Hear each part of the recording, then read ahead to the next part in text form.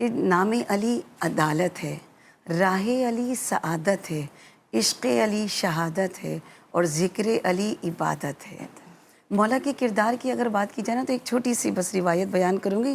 کہ مولا کو ویسے سب جانتے ہیں کہ شجاعت اور بہادری کے لیے جنگجو، اور مولا نے صرف ذوالفقار کے زور پہ اسلام کو پھیلایا نہیں، اسلام پھیلا ہے علم کی، مولا کی دانائی سے، مولا کے علم سے، مولا کی حکمت سے، مولا کے کردار سے وہ اسلام پھیلتا چلا گیا۔ رسول خدا کا ایک طریقہ تھا کہ جب جنگ ہوتی تھی نا، جنگ کے بعد قیدیوں کو لایا جاتا تھا تو رسول خدا کہتے تھے ان قیدیوں کی تبلیغ کرو، اگر وہ اسلام لے آتے ہیں تو وہ ہمارے ہیں، اور جو باقی نہیں لاتے تھے ان کو آزاد کر دیا کرتے تھے، انہیں قید میں نہیں رکھتے تھے، انہیں قتل نہیں کیا کرتے تھے۔ تو ایسی ایک جنگ کے بعد جب قیدیوں کو لایا گیا تو رسول خدا نے اصحاب سے کہا کہ ان کی تبلیغ کرو، تو ایک ایک کر کے آتے رہے اور کہا کہ کہو لا الہ الا اللہ، لا الہ الا اللہ، مگر قیدیوں نے کلمہ نہیں پڑھا، تبلیغ کرتے رہے۔ اور ایک مرتبہ اصحاب کو غصہ آ گیا کہ ہم اتنی دیر سے اسلام کی باتیں کر رہے ہیں، سمجھا رہے ہیں، اور یہ قیدی ہیں، ان کے ہاتھ بندھے ہوئے ہیں، اس کے باوجود یہ کلمہ پڑھنے کو تیار نہیں ہے۔ تو ایک مرتبہ غصے میں اپنی تلوار نکالی تو رسول خدا نے کہا کہ نہیں، رک جاؤ، یہ اسلام کا پیغام نہیں ہے، غصہ حرام ہے۔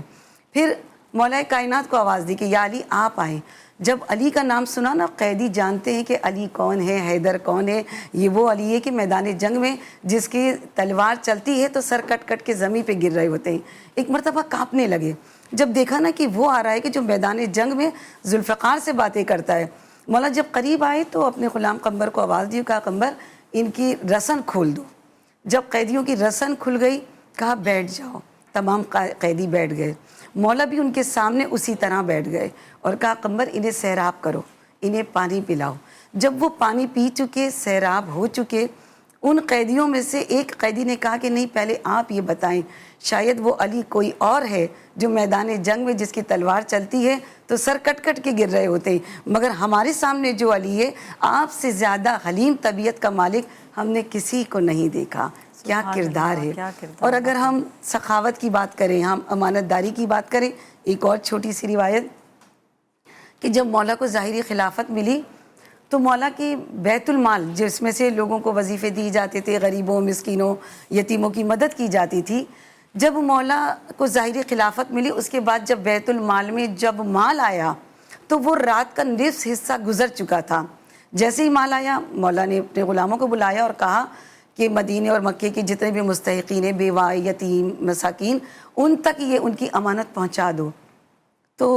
انہوں نے کہا کہ مولا اس وقت آدھی رات گزر چکی ہے، صبح ہو جائے فجر کی نماز کے بعد پھر ہم یہ کام سر انجام دیں گے۔ مولا نے کہا کیا تمہیں یقین ہے، کیا تم ذمہ داری لیتے ہو کہ میں اس وقت تک زندہ رہوں گا اور تم زندہ رہو گے؟ ایک مرتبہ وہ کانپنے لگے، کہا نہیں مولا، ہم ابھی اسی وقت کام کریں گے۔ جب وہ مال تقسیم ہو چکا، مستحقین تک پہنچ چکا، اس وقت امام نے اس حجرے کو صاف کیا جس میں مال موجود تھا، پھر پانی سے چھڑکاؤ کیا،